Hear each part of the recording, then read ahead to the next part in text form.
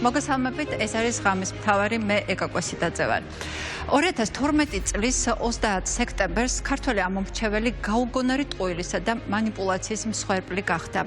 ის დაარწმუნეს იმაში, რომ სოფელ კოლაგის ქართული ოცნების ერთ-ერთ დამკვირვებელზე, რომელიც თითქოს მუხარას არ შეუშინდა და მაშინდელი ხელისუფლების მხარეს არ გადავიდა, ნაციონალურმა მოძრაობამ შური უსასტიკესად იძია. მისი 10 თვის დიშვილი ქვევრში დაახრჩო. რა შეიძლება იყოს ამ ისტორიაზე უფრო აბსურდული და დაუჯერებელი? თითქოს არაფერი. მაგრამ ნურას უკაცრავად. 2012 წლის 30 სექტემბერს Facebook-ი დუღდა და ხალხი ნაციონალური მოძრაობის სისხლს ითხოვდა. ეს ბარბარე რაფალიანცის საქმე იყო. 3 დღეში არჩევნები დგებოდა, ციხის კადრების შემდეგ, რომელსაც მეტი გამაღიზიანებლობისთვის ცოცხის დადგმული კადრები დაუმატეს, ნაციონალური მოძრაობისთვის 10 თვის ბავშვის მკვლელობის დაბრალება ნამდვილი საკონტროლო გასროლა უნდა ყოფილიყო.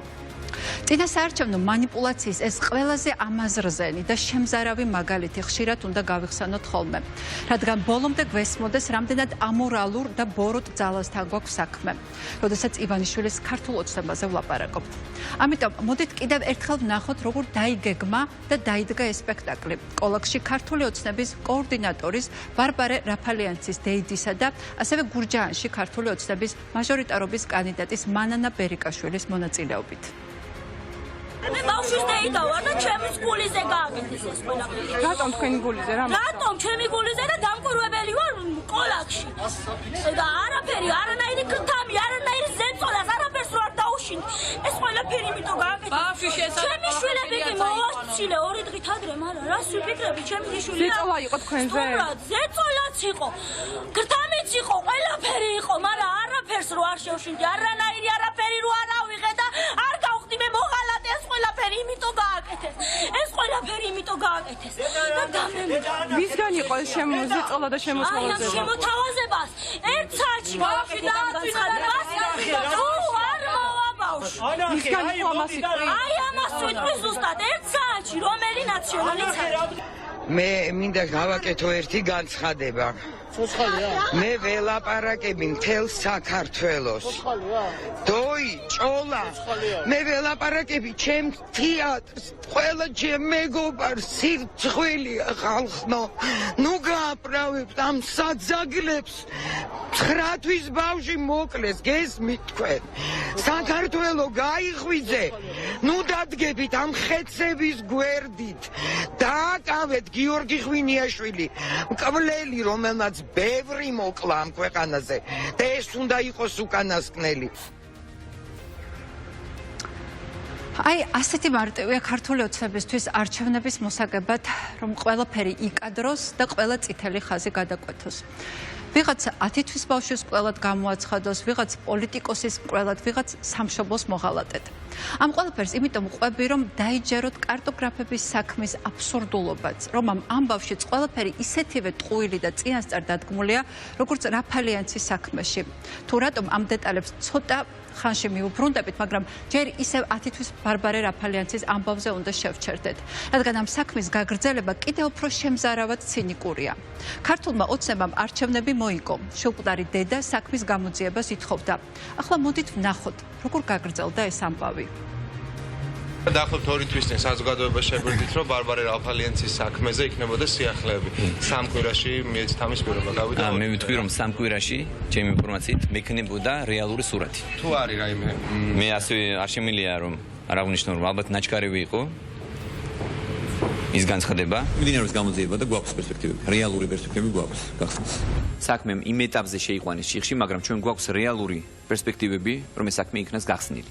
ეს საქმე აუცილებლად იქნება გამოძიებული და გახსნილი. ხო, ძალიან ცუდია, როცა უზნეო ადამიანები, რომელთაც წარსულში აქვს ძალიან ბევრი შეცდომა და ძალიან ბევრი კრიმინალი ჩადენილი, დღეს ამ თემით სპეკულირებენ და ამ ოჯახს იყენებენ მსგავს სპეკულაციებში.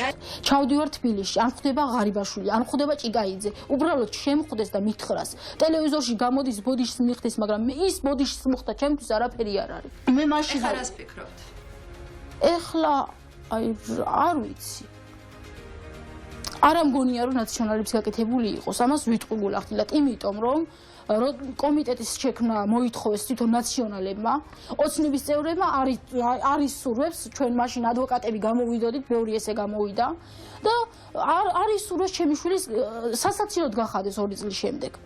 სულ ყველა ვინც იყო მაშინ, სულ ყველა გვირდებოდა ალასანია, მანანა ბერიკაშვილი, რომ ჩვენ გვერდით გაგიდგებით და დღესდღეობით მანანა ბერიკაშვილი აქეთ ჩვენ დავქცინის და გვეუბნება, რომ ეს თემა ჩემთვის საინტერესო აღარ არის. კომენტარს ვერ გავაკეთებ. ეს უკვე აღარ არის საინტერესო თემა. რატო არ არის საინტერესო? მოკლედ, ამამბიდან ერთი მორალია, რომელმაც ძალიან უნდა დააფიქროს ის ხალხი, ვინც ახლა გულუბრყვილოდ პატრიოტული გრძნობებით აღტკინებული ბიძინა ივანიშვილის ახალ სრულად უსირცხვილო და რაც მთავარია ძალიან საშიშ ტყუილზე წამოეგო, რომ თითქოს ვინმემ დავით გარეჯი გაყიდა. ძვირფასო მეგობრებო, ივანიშვილმა 10 თვის ბავშვის სიკვდილი გამოიყენა არჩევნების მოსაგებად. მერე კი მისი ხელისუფლება შვილმკვდარ დედას აღარც კი ელაპარაკებოდა და დასცინოდა. უფრო მეტიც, ამამბის ფინალური წერტილი იცით რა იყო? 2 წლის შემდეგ დედა პოლიციაში დაიბარეს და თავისი შვილის მკვლელობის აღიარება მოსთხოვეს. შვილებს დედები ხშირად კლავენო. იგივე ბედის გაზიარება გელის თქვენც ამ არჩევნებისთვის გამოგიყენებენ, თქვენს ხარჯზე გაიმარჯვებენ, არჩევნების შემდეგ კი გაყიდული და იმ რუკით უკან დაბრუნებული მიწის ჩვენებას რომ მოსთხოვთ, დაგცინებენ. გეტყვიან რომ გამოძიება მიმდინარეობს და ასე გაგრძელდება წლები, სანამ თქვენ ამ კითხვის დასმა არ მოგბეზრდებათ, ან უკიდურესი გაჭიროება და შიმშილი საერთოდ არ დაგავიწყებთ დავით გარეჯას შეთხსულ ამ ზღაპარს. მაგრამ ეს არ იქნება რუსი ოლიგარქის ყველაზე მთავარი დანაშაული ამ საქმეში. იმისათვის რომ არჩევნები და რუსეთის გული ერთდროულად მოიგოს, ის აშკარა კონფლიქტში გვითრევს აზერბაიჯანთან. სხვათა შორის ომით ივანიშვილი თქვენ დიდი ხანია გაშინებთ, ცდილობს თქვენს დარწმუნებას იმაში, რომ სააკაშვილი და ოპოზიცია თუ დაბრუნდა, ის ისევ დაიწყებს რუსეთთან ომს. არ დაგავიწყდეთ 2008 წელს რუსეთი დაგვესხა თავს და მაშინ წინააღმდეგობის გაწევა ერის ღირსების საკითხი იყო და სახელმწიფო შენარჩუნების ერთადერთი გზა მაშინ ავთავდასხვაზე სააკაშვილის ხელისუფლების საპასუხო რეაქცია რომ არ ქონოდა რუსეთის გავლენის პირდაპირი აგენტები, რომლებიც პატრიოტთა ტყავში გადაცმულები გელაპარაკებიან, სააკაშვილს რუსებისათვის უომრად მიწების დათმობაში დაადანაშაულებდნენ და უამრავ გულანთებულ, მაგრამ გულუბრყვილო ადამიანს აიყოლიებდნენ. როგორ გონიათ არ იკადრებდნენ ამას ისინი, ვინც ახლა ყოფილ ხელისუფლებას დავით გარეჯის გაყიდვაში ადანაშაულებს.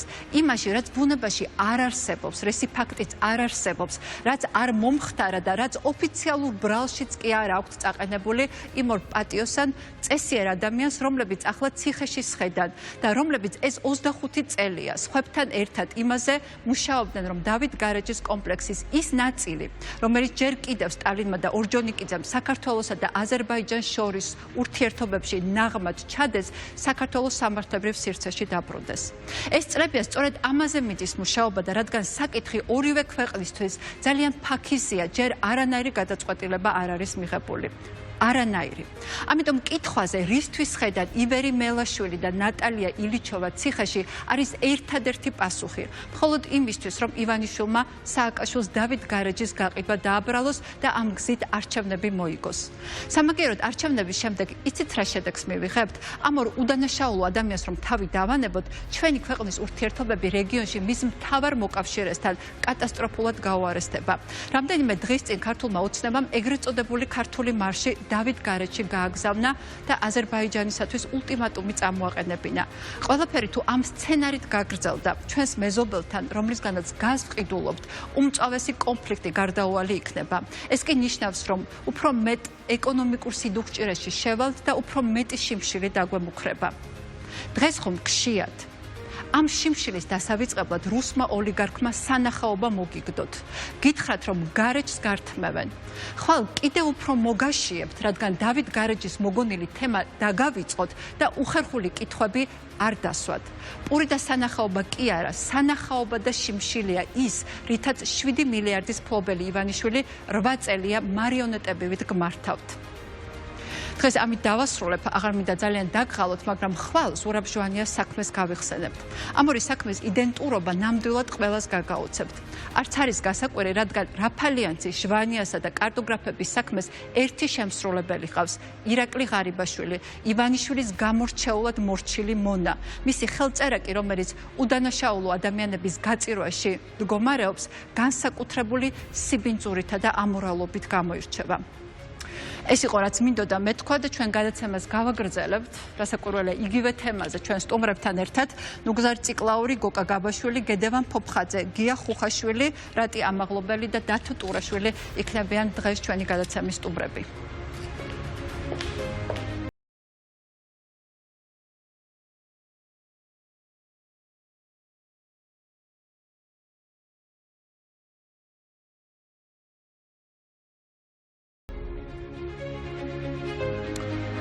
მას ასე ნუგზარ ციკლაურს, გედი ფოფხაძესა და გოკა გაბაშვილს ვეპატიჟები. მადლობა ბატონებო მომბრძანებისთვის. მშვიდობის. გოკა თქვენიდან და დავიწყო, იმიტომ რომ რაფალიანცის საქმით დავიწყე დღეს მონოლოგი, ძალიან მნიშვნელოვანი იყო ამ ამბის გაგრძელება.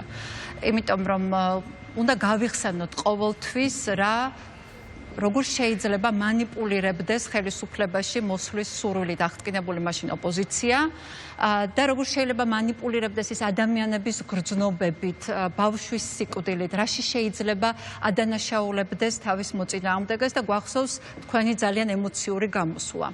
აი დღეს ბავშვი არ მომყარა, ძალიან კარგია, მაგრამ ორი უდანაშაულო ადამიანის დაპატიმრებას დასჯას საჯაროდ მსხვერპლშეწირვას ვადევნებთ თვალს. და სხვათა შორის ძალიან საინტერესოა რომ ნატალია ილიჩოვამ თავის ადვოკატს უთხრა რომ სულ მაქვს იმის განცდა რომ ეხა კარები გაიღება ვიღაც შემოვა და ბოდის მომიხდისო. ხო არ ვიცი აი ამ სიტყვებშია ყველაფერი ჩატეული. აი თქვენ რა შეგრძნება დარჩათ როდესაც ხო ყველამ ვიცით რა დავით გარეჯის გაყიდვის არარსებული საქმე რისთვის დაიწყო და რა მიზნებს ემსახურება. ვიტყვი რომ ალბათ ეს ბოლო წლებია ხო რაც ქართული ოცნება არის ხელისუფლებაში პრაქტიკულად სხვა არც არაფერი არ გაუკეთებიათ გარდა ტალახის როლისა, გარდა ადამიანებისთვის რაღაცის დაბრალებისა, ადამიანების დისკრედიტირებისა, ადამიანების სახელის წაშლისა, ადამიანების ფიზიკურად გაწირვისა. ხა ეს რაფალიანცის საქმე რომ მახსენდება რომ გავიდა 1 თუ 2 წელი და პარლამენტში სიტყვის სრული მნიშვნელობით თხოვდით ქართულ ოცნებას რომ მოდით შევქნათ საპარლამენტო კომისია, იმიტომ რომ ქვეყანა არის ორად გაყოფილი. კი, დღეს გაიხსენა, სხვა შორის გაიხსენა დედამ ეს იმ ინტერვიუ, ძველ ინტერვიუში, რომელიც დღეს ვაჩვენეთ. მეუბნებოდით, რომ აი არ გაინტერესებთ ხო თქვენში არიან ადამიანები, რომელსაც აინტერესებთ სიმართლე, ხო, რომელსაც ეს არ იყო საარჩევნო ეპიზოდი.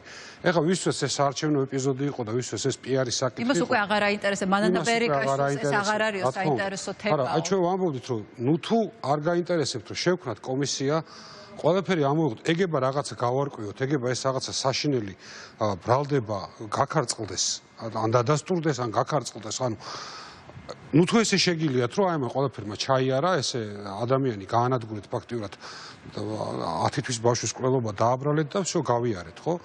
ამის მერე 1000 ეგეთი საქმე იყო, ეხლა მე მახსენდება მაგალითად ზურას დაცვის წევრები რომ დაიჭირეს მწვანე ნარგავების რაღაცა საქმეზე. ხალ ვილაპარაკებთ, ხალ დაგვემატა გადაცევა აქვე მინდა ვთქვა. მაგრამ პრემიერ-მინისტრი გამოვიდა და თქვა რომ ის ამ საქმეზეა დაჭრილი. მე ექსპერტი კაცი დაიჭირეს ლევან ჩაჩო, რომელიც შეეწირა ამ საქმეს ფიზიკურად, ციხეს ვერ გაუძლო მისმა მძიმე ჯანმრთელობად. რას თხოვდნენ, იმ კაცს თხოვდნენ, რომ უბრალოდ ესროლა მათსავი ტალახი და ეთქვა ტყვილი, ხო?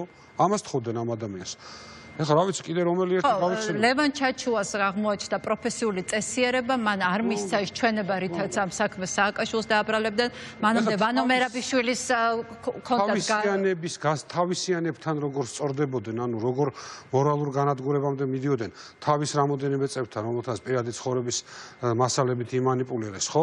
ან იგივე ეკაბესელიაზე შეგვიძლია ვლაპარაკოთ და ეკას ყოველთვის ვაფასებ განსაკუთრებით, იმიტომ რომ კაბელების საქმე გაიხსენეთ, სადაც თავისი პოლიტიკური კოალიციური დავის გამო აიღეს და უბრალოდ ადამიანებს ხელი მოკიდეს და ციხეში ჩაყარეს.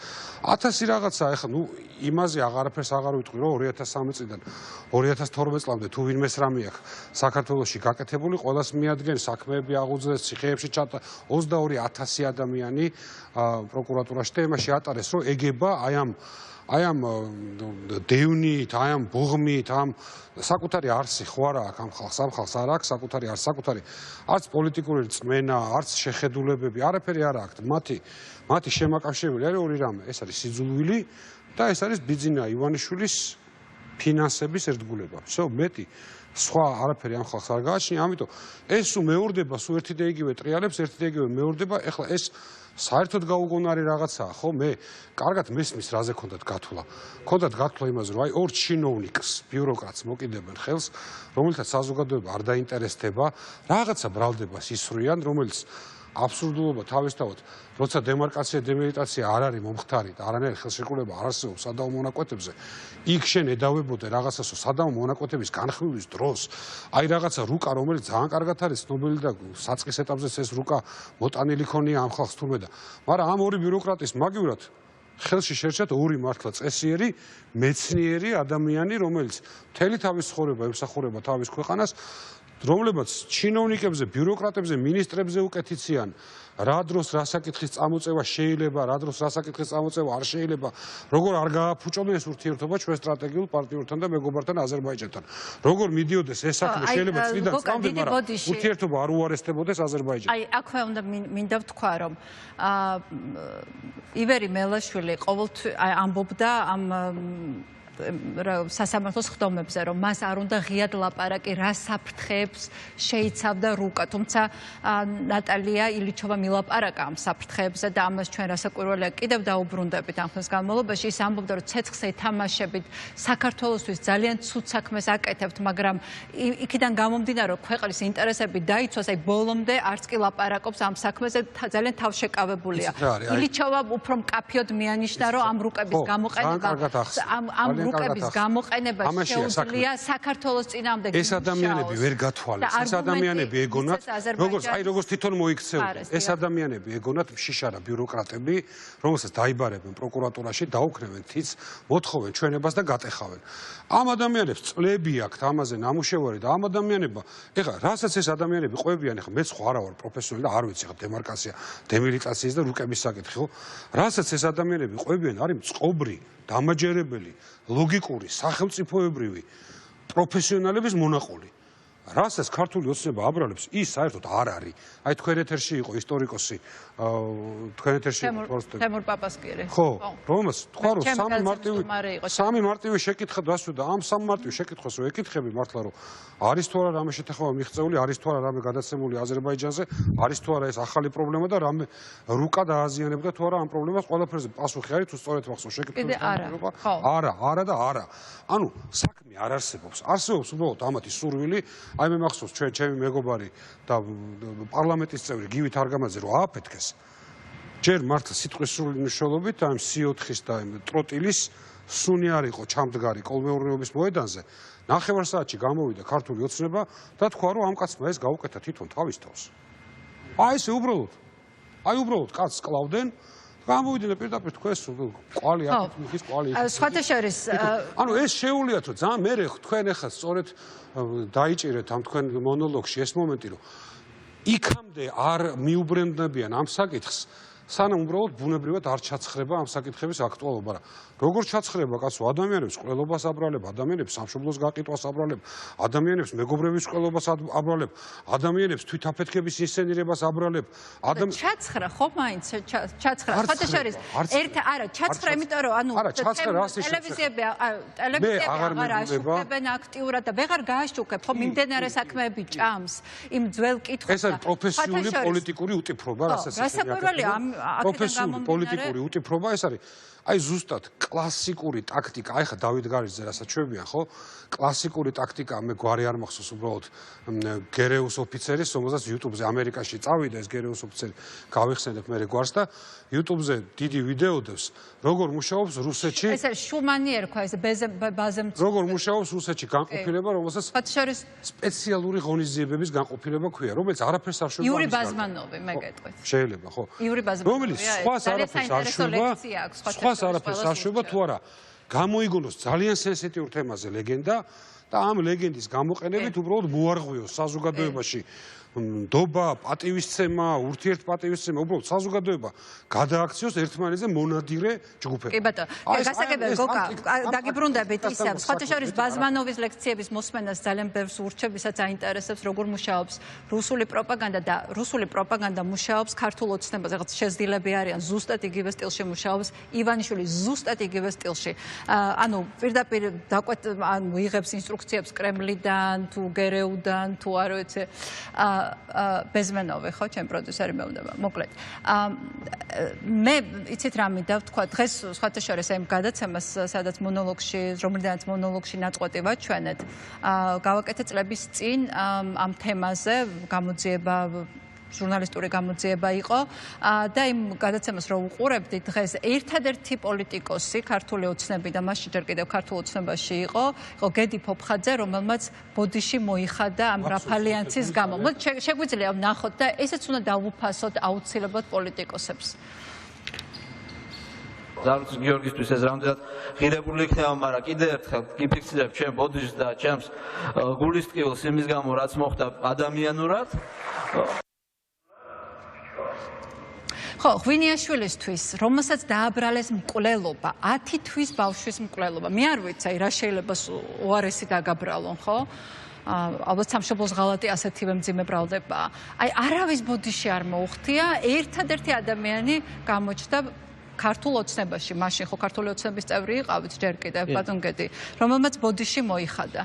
მაგის მე კიდე კაი ხანი ვიყავ ქართული ოცნები. ხო, სხვა შორის რა გითხრეს მაშინ ამ ბოდიშის გამო? იცი რა არის, მე ვერ გეტყვი. არა, იმიტომ რომ მე ამ შემთხვევაში ჯერ სხვა შემთხვევებიც ხოდა როცა მაგ თვალსაზრისით ჩემი პოზიცია დავაფიქსირე და პირველი შემთხვევა იყო 2013 წელს ასე ვთქვათ 2012-ში როცა ნიკა გვარამე დააკავეს და აგასთან დაკავშირებით ჩემი პოსტი დავდა, რომ ჩემი პოზიცია ყველა მიცოდა და ასეთ რაღაცებს მე არ საყვედურებდა. მე ყოველთვის მიმაჩნდა რომ პოლიტიკა ან არის მორალური, ან პოლიტიკა არის ბოროტება. შესაბამისად, ვისაც ჩემი ეს პოზიცია არ მოწონდა, ისინი ფარულად მოქმედებდნენ ჩემ წინააღმდეგ და ის რომ უშიშროება ყველანაირად ცდილობდა მთელი მაგ პერიოდი ჩემ წინააღმდეგ ემოქმედა ბორჯომშიც, ყველგან სადაც ხელი მიუწვდებოდა ეს იყო, მაგრამ ის რომ ვინმე მოსულიყო და პირში რამე ეთქვა არ იყო, იმიტომ რომ ის წლი ადამიანების ქართულ ოცნებაში ვისთანაც მე ვტრიალებდი, ძალიან ბევრი თუ თვითონ არ ამბობდა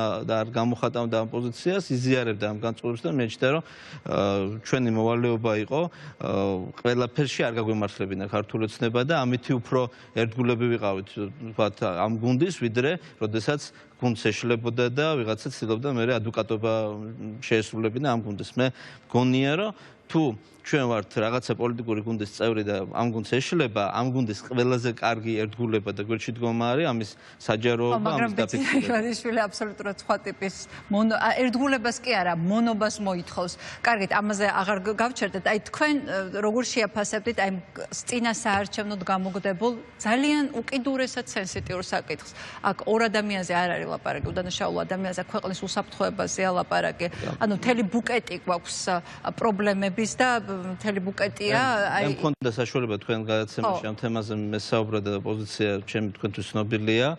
მე ამ შემთხვევაში მინდა რომ აქ მყოფ ადამიანებთანაც რაღაცა საერთო პოზიცია ვქონდეს იმასთან დაკავშირებით რაზეა საუბარი, იმიტომ რომ ხა მე გამომივლია მსგავსი რაღაცები, ნუ მსგავსი არა, რა თქმა უნდა, ასეთი მორალური ხარისხის ბრალდებები ერთმა დამიფარა და მსგავსი არ ყოფილა, მაგრამ მე გამომივლია ბრალდებები. რა ვთქვათ, იგივე 2006 წლის ადგილობრივ არჩევნებზე, როცა მე კენჭს ვიყრიდი ბორჯომის რაიონში, არჩევნების წინადღეს ჩატარდა ბრიფინგი გამგებლის და საკრებულოს თავმჯდომარეს, სადაც თქვენს რომ აი ოპოზიციის ლიდერს აღარ ჭირდება თქვენი ხმები, ძვირფასო ამორჩევლებო, იმიტომ რომ მას პროკურატურა იჭერს იმის გამო, რომ მან უკანონოდ გაყიდა მიწები. მე ვიყავი რაიონის გამგებელი, მაგრამ უკანონოდ კი არა, კანონიერადაც არ გამიყიდია მიწები და მე მიმაჩნია, რომ ხელისუფლებას აქვს ეს რესურსი რა, მანიპულაციების რესურსი ხელისუფლებას აქვს. ჩვენ უნდა შევთანხმდეთ იმაზე, რომ თქვენ დროსაც ხდებოდა მსგავსი რაღაცები, ნუ არა შეიძლება ამ ხარისხის მორალური ხარისხის, მაგრამ იყო ეს წინასაარჩევნოდ გამახურის თემა იყო, ვთქვათ, იგორ გიორგაძის პარტიის აქტივის წინასაარჩევნოდ დაჭერა, შეიძლება ისინი დასაჭერები იყვნენ, მე არ ვიცი ამ შემთხვევაში, მე გონია რომ წინასაარჩევნოდ ასეთი რაღაცები ნაციონალურ მოძრაობის დროსაც ხდებოდა და ასეთი მე არ მახსენდება რომ კავკასიაში სტაბილურობის და მშვიდობის საკითხი ვიღაცა შიდა პოლიტიკური გარჩევებისთვის როდესმე საქართველოში დაეცა. მე ამ შემთხვევაში გეუბნებით რომ ხელისუფლება ცდილობს მანიპულირებას. ქონდა თავის შეცდომა, ყველა ხელისუფლებას ცდილობს მანიპულირებას, მაგრამ აქ ლაპარაკია სხვარგადასულ რაღაცეებზე. აქ ლაპარაკია აიღებ და ადამიანს უციცი რომ შენთან ერთად პარლამენტში ზის, აიღებ და 10 თვის ბავშვის სკოლობას დააბრალებ.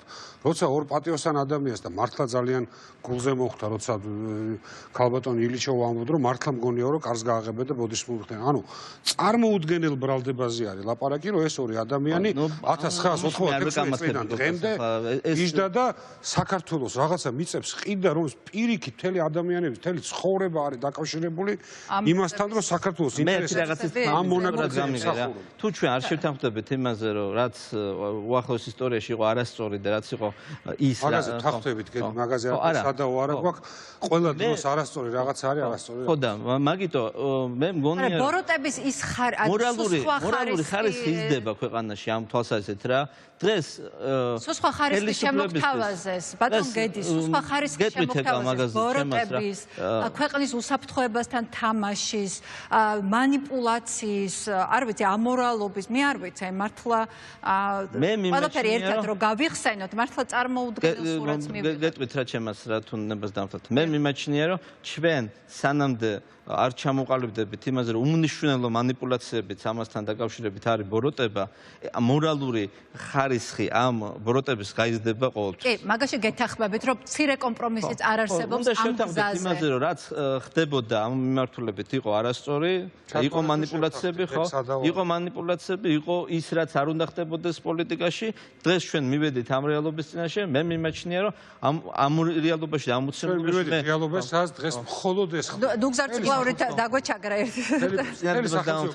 ნუგზარი არ მიწეს ალბათ მეტი არაფერი არის მე მიმაჩნია რომ თუ ამ შემთხვევაში ჩვენ თანხმდებით იმაზე რომ ეს არის ბოროტება და ხდებოდა ამ კუთხით ბოროტება ჩვენ უნდა შევთანხმდეთ იმაზეც რომ პრობლემა არის სახელმწიფოს მოწყობაში და არა პიროვნებებში რა სანამდე ჩვენ არ გვიქნება წესიერი სასამართლო სანამდე ჩვენ არ გვიქნება და ხელისუფლების დანაწევრების პრინციპი სანამდე არ იქნება ქვეყანაში ის დემოკრატიის ხარისხი რაც გამორიცხავს ერთი ადამიანების და ერთი პიროვნების მოსვლას და ცალსახად ერთპიროვნულ ბატონობას ხალხზე სანამდე ჩვენ ამაზე პოლიტიკურად ბოლომდე არ შევთანხმდებით მე ყოველთვის იქნება ქვეყანაში იმის საფრთხე რომ არჩევნების წინ ვიღაცა ბოლომდე გაწირავს ხალხს და ქვეყანას თავისი არჩევნების მოგების კი ბატონო მე მაინტერესებს აი რამდენად მიაღწიეს მიზანს ამ ორ ფრაზა მთელი ყველაფერი ეს დაიდგა იმისთვის ეს სპექტაკლი რომ ორი საარჩევნო მესიჯი ქონოდათ ნაციონალებმა გაყიდეს მიწა სააკაშვილმა გაყიდა დავით გარეჯი ნაციონალებმა ყიზილბა კიდევ უფრო აი ყველაზე ამაზრზენი ასე ვთქვათ მესიჯი რაც მოიფიქრეს ეს არის რომ ყიზილბაშებს აი ყველაფერი რომ ერთად არის ჩადებული ყიზილბაშებს მიყიდეს მიწა აი ბატონ ნუგზარ თქვენ შემთხვევაში აი ვინმე შეხვდათ ამ დღეებში აი ამ მრჩეველ როცა ქუჩაში დადიხართ ვინც გითხრათ რომ აი თქვენ მიწა თქვენ დავით გარეჯი გაყიდეთ აი თუ შეეხეთ ასეთ ადამიანებს მართლა ახლა საინტერესოა რამდენად იმუშავა ამ ბინძურმა მეთოდებმა არავინ არ შემხვედრია თუმცა არ ვფიქრობ რომ ახლა მე არ შემხვედრია რაღაც ნაწილი საზოგადოების რომელმაც სალონში შეხვდა ჩემთან ერთი ადამიანი საზოგადოების არ მოიკიდა ამან ეს არის სპეცოპერაცია ეს არის რუსული სპეცოპერაცია ბევრ სახელს მოვიყვანთ ახლა ისეც და როგორ ატარებდნენ სხვადასხვა ქვეყნებში ეს ოპერაციები და ვიცით რომ ამერიკის შეერთებული შტატები იყო რუსეთის ჩარევით შეშფოთებული წინასაარჩევნო პერიოდში ამიტომ როცა საქართველოსია ლაპარაკი მათ რა ამოირჩიეს მათ ამოირჩიეს ჩვენთვის ყველაზე მგრძნობიარე თემა ყველა ქართველისთვის თავისი იდენტობასთან დამაკავშირებელი თემა და გადაწყვიტეს რომ ახლა იმისათვის რომ ხალხმა დაივიწყოს სიღარიბე უმუშევრობა უბედურება ჩაგვრა უსამართლობა სახელმწიფოს მოსპობა დისფუნქციურობა მთელი სახელმწიფო აპარატის და ამისათვის მოდი ახლა ჩვენ გამოვწევთ ახლა ამ თემას და ეს თემა შეჭამს ყველაფერს, ხალხს არაფერი აღარ გაახსენდება, იმიტომ რომ ისეთი შემზარავი არის გარეჯი. მაგრამ აი ნახეთ, ხანდახან ისტორია იცინის ხოლმე, ბალზაკი ამბობდა, რომ შემთხვევა დაივიწყესო და მათაც დაივიწყეს აი ეს ამბავი. ის ყველა მოვლენას აქვს თავის სახელი, რომლითაც შერჩება ისტორიას და ჩემი აზრით, აი ეს რაც ხდებოდა, ეს საშინელება შერჩება ისტორიას ღვდლის ნათქვამით, რომ დავით გარეჯა იყო ჯოკერი. გახსოვთ, მდელმა კირიონმა თქვა, რომ მე რა ვიცოდიო, დავით გარეჯა იყო ჯოკერიო და მე რა ვიცოდი, როდის გამოიყენებდა ხელისუფლება ამათ.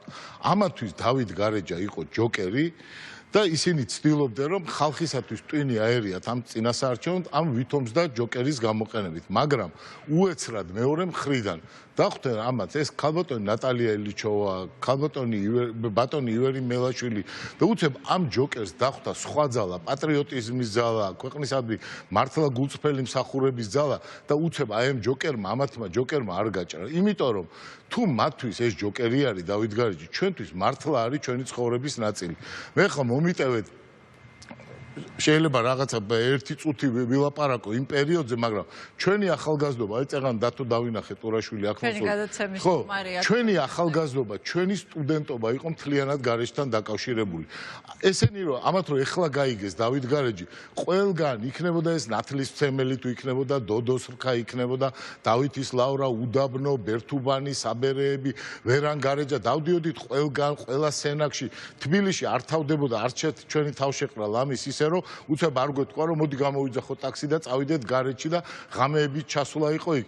ეს იყო ჩვენი ცხოვრების ნაწილი და მათ და ისევე როგორც ხოთა შორის საინტერესო აი რატო გვიყვარდა იქაურობა ეროვნული მოძრაობა ასეც ეროვნული მოძრაობა მაშინ საერთოდ ამ ქვეყანას დაუკავშირდა დავით გარეჯი და მე ახლაც მჯერა რომ საქართველოს დავით გარეჯის გარეშე არ არსებობს და ისევე როგორც დავით გარეჯი არ არსებობს ამ ქვეყნის გარეშე, მაგრამ ამავე დროს დავით გარეჯი და საქართველოს არ არსებობს მელაშვილის გარეშე, ილიჩოვას გარეშე, იმ პატარა ბიჭების გარეშეც, რომლებიც ასეთ სიყვარული დადიოდნენ მაშინ დავით გარეჯში.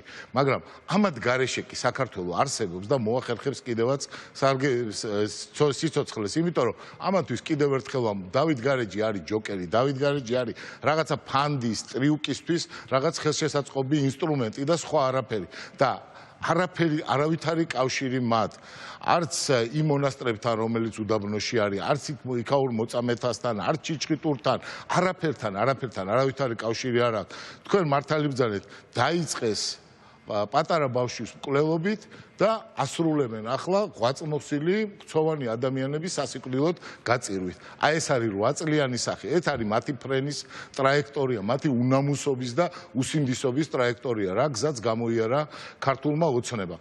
ამიტომ ახლა თქვენ რომ ბრძანეთ, მე კი მივხვდი, რასაც ამბობ ეკარო, ჩაცხრაო ცოტა და ალბათ იგულისხმე, რომ ხალხმა არ დაიჯერა ეს ამბავი.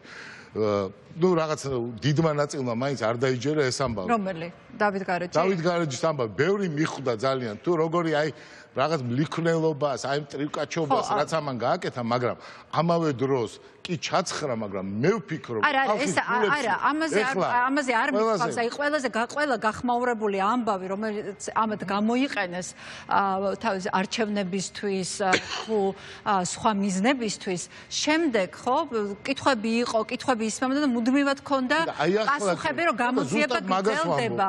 ხო და მე ნელ-ნელა ეს თემები, ეს კითხვები უკვე ჩვენ ჟურნალისტებსაც ბეზრდებათ ხო ერთი და იგივე კითხვების დასმა და ერთი და იგივე პასუხების მოსმენა მუდმივად რომ დაელოდეთ გამოძიებას ახალი თემები მოდის და აი ეს თემები შერჩათ არჩევნოდ გააკეთეს ოდიში გოგოვამთავრე არჩევნო მანიპულაცია ხო არჩევნებისათვის გააკეთეს ეს აი ესე შემოუბრუნდებათ ახლა ეს ისტორია რომ მართლა არჩევნებზე მიიღებენ მთელი ხალხისგან პასუხს იმიტომ რომ ეს თემები ასაგდები თემები არ არის ეს ჩვენი სიყვარული ამდენი მილიონობით ადამიანის სიყვარული გარეჯის მიმართ სხვა შორის გუშინ იყო გარეჯობა ონოფრე მაჭუტაძის აი ჩვენი მაჭუტაძე რო არის იმის დიდი პაპა იყო ონოფრე მაჭუტაძე ერთ-ერთი მაშენებელი ამ გარეჯის ხო ამდენი ხალხის სიყვარული რომ შენ გამოიყენო რაღაც წინასაარჩევნო ჯოკერად ასეთი რამე დაუსჯელი არჩევა და თუ რაიმე იმედი ქონდა კიდე ქართულ ოცნებას რომ ქართველი ხალხის რაღაც მოტყუებით მოიპოვებდა მათ მხარდაჭერას დავით გარეჯის ასე აგდების შემდეგ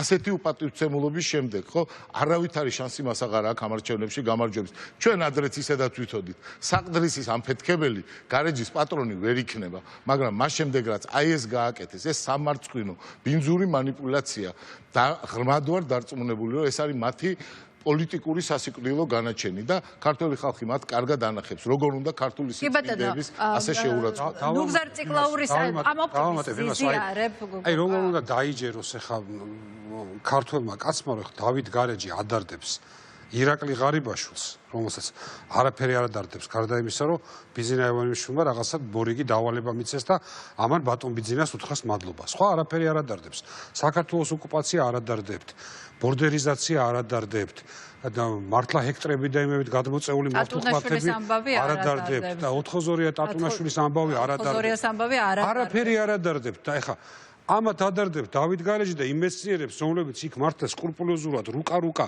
მისხალ რაღაცას აკეთებენ დავით გარეჯზე ზრუნავენ ის ადამიანები მაგალითად რომელსაც წლების წინ დაიწყეს იტალიელ მეცნიერებთან ერთად თანამედროვე გეოდეზიური აპარატურით ამ კლდეების შესწავლა ერთ-ერთი სამუშაო პროექტია კლდეური ძეგლების კონსერვაცია გელათი არ ადარდებთ დიდი ბოდიში გელათი არ ადარდებთ ჩვენ ვილაპარაკებთ გელათზე რა ხდება რა დავით გარეჯზე ზრუნვა არის იმ უნიკალური მხატვრობაზე ზრუნვა რაზეც მეცნიერები ზრუნავენ აი ეს უნიკალური პროექტი რომ მიდის დაწყებული ვარძია დავით გარეჯა უფლისციხე ყველგან სადაც ამ კლდეების გამაგრება ზომვა მისხალ მეტრა თანამედროვე ტექნოლოგიებით ეს ამათ ადარდებთ დავით გარეჯი იქ მომლოცველებს ადარდებთ დავით გარეჯი ახალგაზრდებს ადარდებდა 90-იანი წლებიდან დავით გარეჯი იქ არის გამოგონილი ეკლესიაში ავღანური ლაზურიტი უზარმაზარ გზას გადიოდა ხალხი რომ ეს საღებავები ჩამოეტანა და ისე მოეხატა და აი ამ ადგილებში დავდიოდით ეხლა ბევრ რაღაცას კი გავიხსენებდა სატრაპეზოში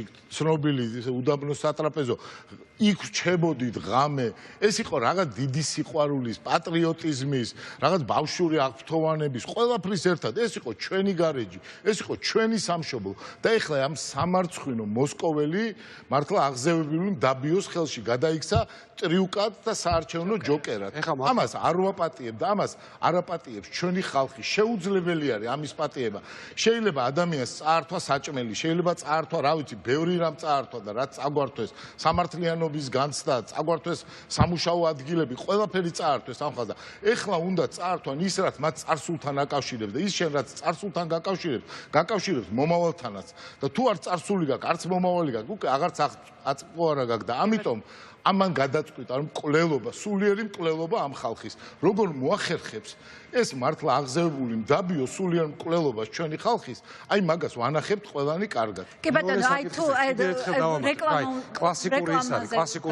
კლასიკური მომენტი არის აი დავამატებ დაბლ თოკ ეძახდნენ ჰეზბოლას ტაქტიკას ერთდროულად ორ რამეს აკეთებდნენ რა თან ვოლსკის პირით გამოდის იქ იმუქრება კიდე ამას დავიჭერთ კიდე იმას დავიჭერთ ვოლსკის პირით რომელიც იმ პარტიაში იყო რომელმაც დავით გარეჯი კი არა მართლა კაცო 20,000 კვადრატული კილომეტრი საქართველოს მამია ორახელაშვილის ორჯონიკიძეს და სტალინის ხელმოწერით დაარიგეს საქართველოს მიწები და ამ პარტიის ინსტრუქტორი 9 აპრილის მერე იქ ჩარჩენილი გამოდის ეხლა და ვიღაცას პატრიოტიზმს ასწავლის მართლა მეცნიერებს რომელსაც მთელი ცხოვრება აქვს ამას ჩაქცეული და ირმა ირაშვილის და თარხან მოურავის წამოწყებული საკითხი რომლებიც საქართველოს ნეიტრალიტეტზე საუბრობენ და საქართველოს რუსეთის მეგობრულ კავშირებზე და იქ აფხაზეთში ჩადიან იმისათვის რომ აფხაზეთის დამოუკიდებლობაზე მოლაპარაკება აწარმოონ ამათი წამოწყებული საკითხით პატრიოტიზმზე ლაპარაკობენ ეს არის თაღლითობა და მეტი არაფერი ეს არის წინასაარჩევნო თაღლითობა გედისთან საუბრით დავიწყებთ რეკლამის შემდეგ თუ შეერა მას ასევე რომ ეს ტრიუკი რომ